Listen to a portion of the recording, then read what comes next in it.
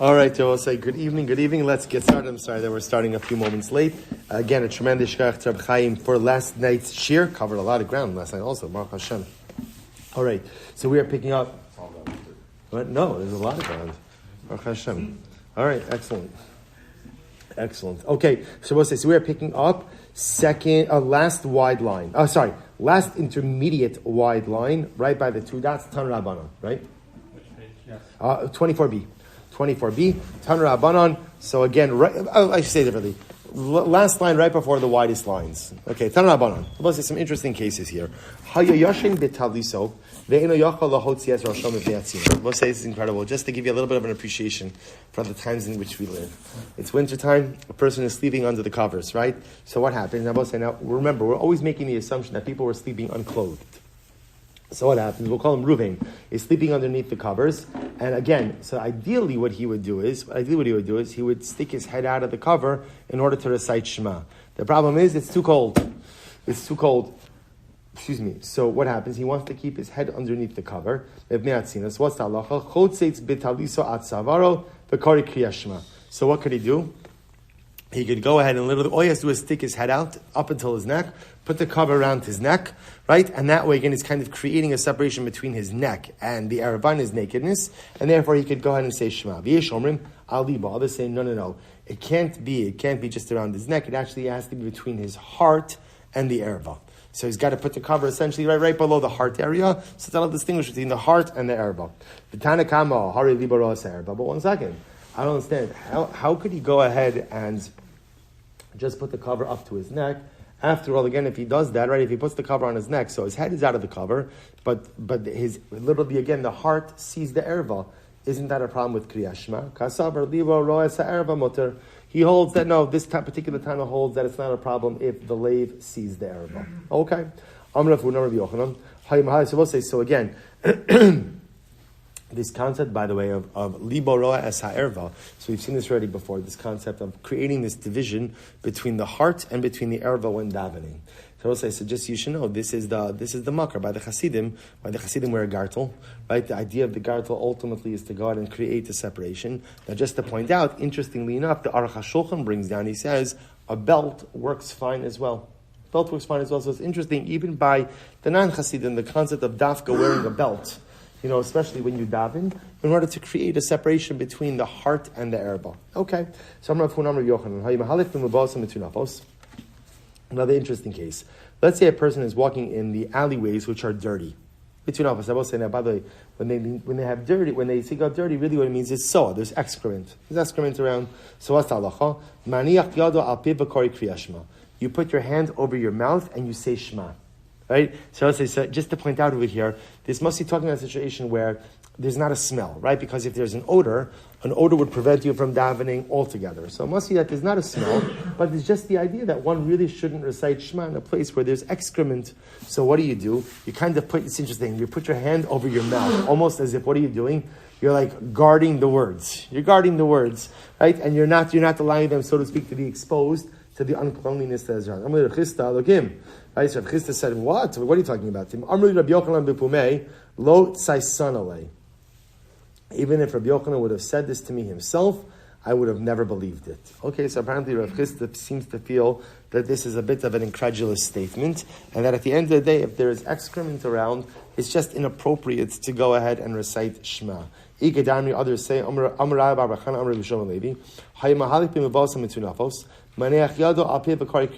say others have it as Rabbi Bar Bar Chana said in Rishon Levi. If a person is walking in an alleyway where there's excrement, he puts his hand over his mouth and he recites Shema.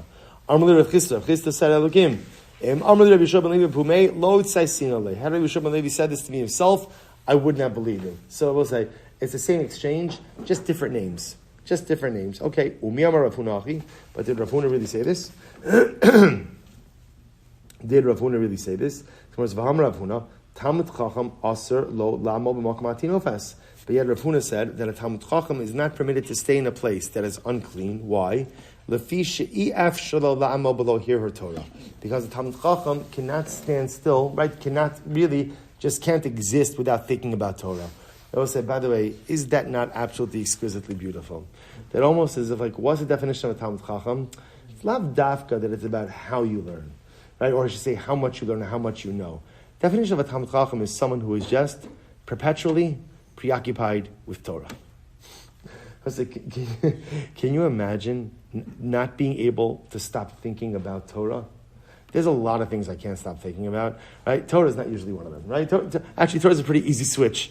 Let's say, can you imagine just being on the level where, like, literally, you just can't stop thinking about Torah? That's the Talmid Chacham. It's incredible. So Rav Huna said that Talmid Chacham cannot stand in an unclean area because he can't help himself from thinking about Torah. So we'll say, so you see from here that it's how could Rav Huna allow the Talmid Chacham to go ahead and say anything, even covering his mouth? To which one is lo kashya, kan ba'omed, kan b'mahalech. One is about a case where you're standing still, one is walking. So we'll say the license, interestingly enough, the license to go ahead and recite words of Torah, words of Shema, while covering your mouth, that's tafka when you're walking. That's tafka when you're walking. But again, if you're standing still, then there's a problem, which makes sense, because if you're just kind of passing through, you could keep it together while passing through the unclean place. As opposed to standing still, there's a much greater kaviyas over there. Okay. Rav Yochanan says, Rabbi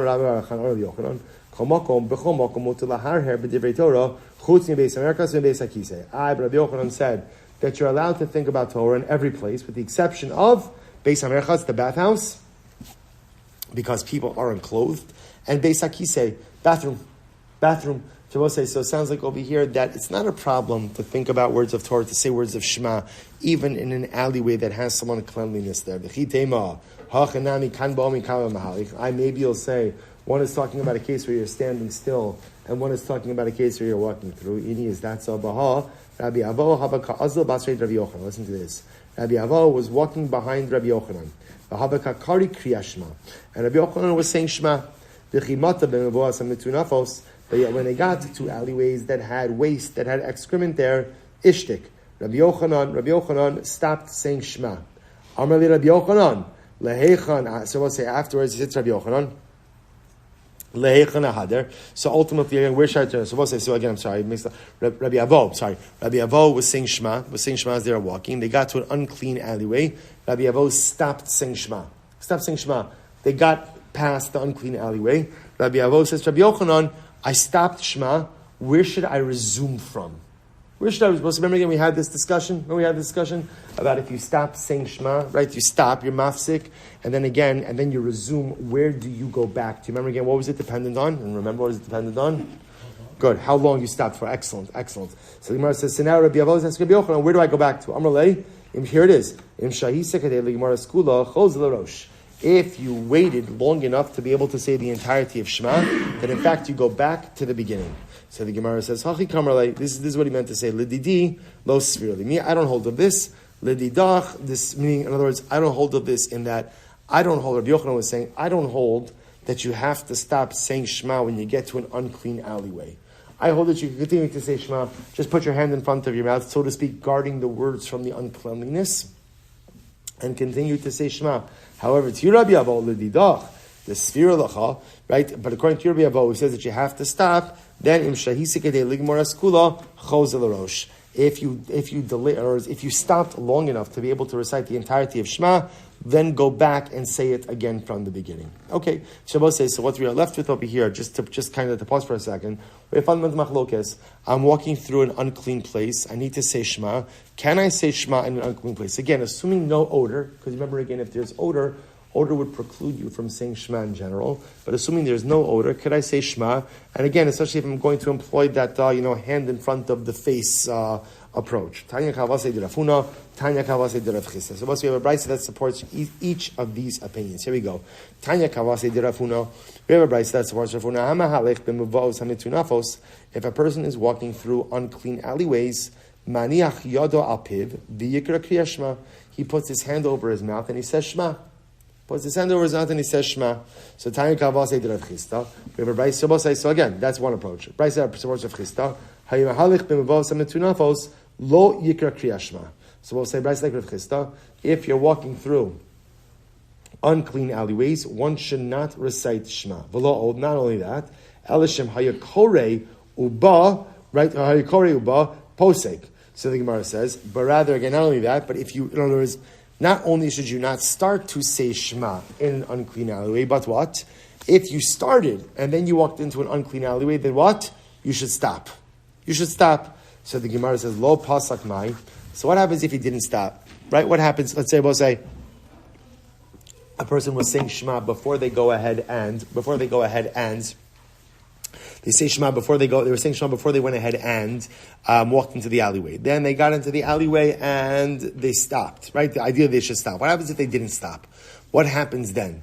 What happens then? So the Gemara says, Lo pasak mai amra miyasha bar bereder Yeshua Levi. Allah v'kasor about such a person. The pasuk says, Dagam ani nasati lahem chukim lo tovim umishpatim lo yichyu b'hem. So we'll say, so essentially about such a person, HaKadosh Baruch Hu says, clearly I've given them statutes and laws that are not good. What that means is that the person treats the halachas in the mitzvahs of HaKadosh Baruch Hu as if they're worthless. In other words, the willingness to go ahead and recite Shema in a place of uncleanliness represents a fundamental lack of regard for the particular tefillah. So the Gemara goes weiter. Ravasi says, Hi Moshe Avon Bechevle Ashav. Ravadbar Avon Mehacha Kidvar Shabiza. Fine. Kidvar Shabiza. Vim Pasak Mahu. And if a person stopped, let's say a person was saying Shema, they got to the unclean alleyway and then they stopped. What's a person's schar? Mascharo. Amrabi Avo. Alava Kasav Omer. Ubedavar Hazeh Tarichu Yamim. About this, ultimately, again, it says, for this matter, you shall enjoy longevity of days. So we'll say, just let's reflect on this for just a moment. So first of all, the halacha is that we do not recite Kriyas Shema in mevavos and metunafos, in an unclean alleyway. So if you're walking in a place and you know that there's excrement, the halacha is you can't say Shema. And if you were saying Shema and you got to such a place like that, you're supposed to stop until you get out of that area. So we'll say now, this last part of the Gemara is very intriguing, right? The Gemara says that if a person was saying Shema, walked into an unclean alleyway, and then he stopped Shema. So what's his reward? So the Gemara says, what's your reward? Longevity. For this thing of stopping to say Shema where there's excrement, where there's something unclean, Tarichu Yomi will enjoy longevity. I will say, it seems a little strange, no? I'm saying like, I got it, you're supposed to stop, but it doesn't exactly seem that one should be benched, one should be blessed with arichos yamim, right? With longevity because of such an act. So we'll say, what's the pshat? What does it mean when you don't say Shema in an unclean place? What are you doing? So we'll say what you're doing is you're preserving kedusha, you're preserving holiness. It's important to know that in the world of holiness is not just about what you do. Right? It's not just about the positive things that you're supposed to do, but holiness is also about, I've amassed holiness, I've amassed Kedusha. What do I need to do to preserve it? Because if you don't preserve Kedusha, what happens? It just simply ebbs away. So the act of not saying Shema in an unclean place is in and of itself a dramatic display of Kedusha preservation. And once I think about this concept of Kedusha preservation, right? I'm faced with an opportunity to do something. I'll say in general, if I was a thoughtful person, a truly thoughtful person, then every single time before I did something, I'd ask myself a simple question. What's the simple question? It's a three-pronged question.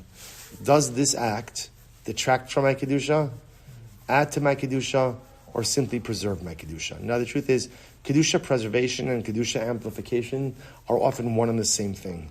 And I will say, but imagine if we measured every single action before we did it. Is this going to preserve my Kedusha or diminish my Kedusha? That's the question. Kedusha preservation, I will say, is the key to spiritual success. We often think that the key to spiritual success is doing more and more and more and more. And while that's true, but think about sitting on a boat, with a hole on the bottom. You could keep shoveling out water, but no matter how much water you shovel out, right? You're doing great stuff. You're getting rid of water, but still more water keeps coming in. Why? Because you haven't plugged the hole.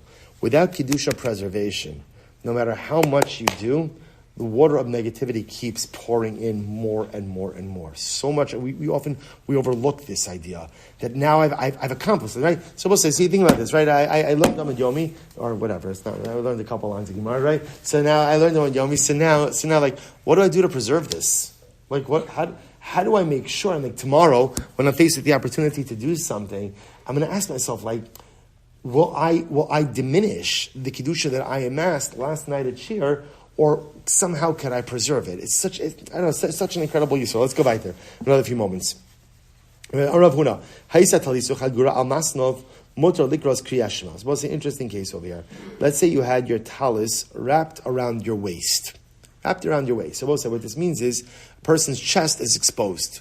So I don't have a shirt on, so I'm bare chested, right? But there's a cloak around my waist. So this way, you know, say the erva is covered. So what's the halacha? Mutar l'gros kriyashma. You can say shema in that state. You can say shema shirtless.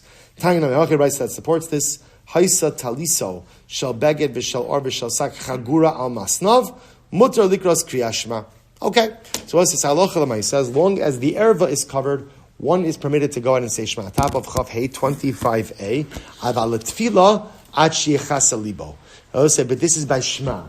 Tefillah is different. Tefillah, right? No shirt, no Shmona Esrei, right? No shirt, no service. No shirt, right? No shirt, no service. So which makes sense, by the way, right? Because Shmona Esrei has a heightened level of, we'll call it respect, because it's a dialogue with HaKadosh Baruch Hu. It's a conversation with HaKadosh Baruch Hu. Shema Yisrael is my affirmation of my core religious or theological tenets. I believe in one God. I subscribe to HaKadosh Baruch Hu, to the Torah and the mitzvahs, but it's not a conversation with God. Therefore, as long as the erva is covered, I could recite it. Shmona Esrei, which is a dialogue with the Rebbe Shalom, requires a heightened level of respect. So therefore, it's not just enough that the erva is covered. Person has to be wearing a shirt as well. V'amar Rav Huna, shachach v'nichnas b'tefillin lebeis hakisei, maniach yado alein ad sheyigamer ad sheyigmar.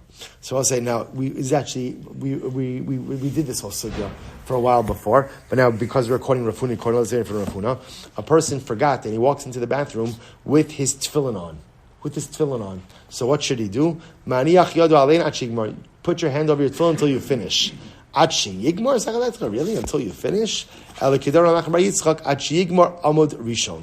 So we'll say, actually, no, we'll stop over here for today. We'll stop over for tonight. We'll pick up a Miras Hashem with this tomorrow. An interesting case about wandering into the bathroom with your tefillin on, right? And obviously we're going to see the situation at hand is where a person is kind of in the middle of taking care of their physical needs when they realize, oh, I'm wearing my tefillin. That doesn't exactly speak volumes to their tefillin awareness, but okay, different discussion. So what a person is supposed to do in that situation. Miras Hashem tomorrow. Shkayach Hamosai. What about pants?